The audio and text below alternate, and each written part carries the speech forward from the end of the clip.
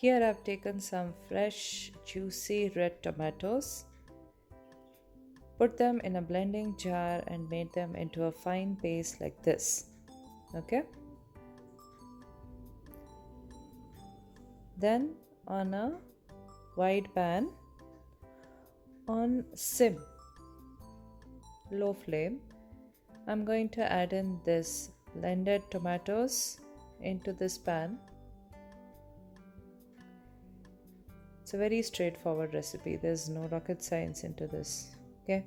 Then I'm going to add in some salt. Mix it well.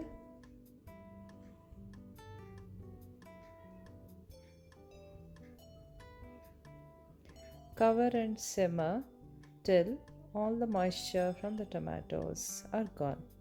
Now I'm showing you halfway how it looks. It's been like boiling for about 20 to 30 minutes. It takes a lot of time.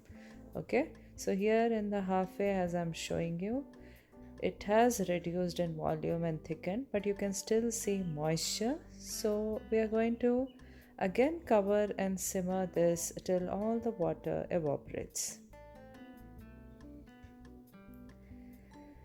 So you have achieved the required consistency. As you can see here, there is a little bit of moisture but no issues. So you have seen that the tomatoes have lost all of its moisture and attained this kind of consistency, right? Yes, this is when we turn off the flame and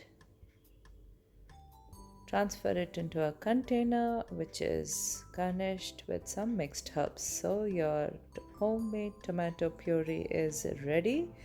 Go and try out this recipe. Thanks for watching, and I will see you guys later in my other videos. Until then, take care guys.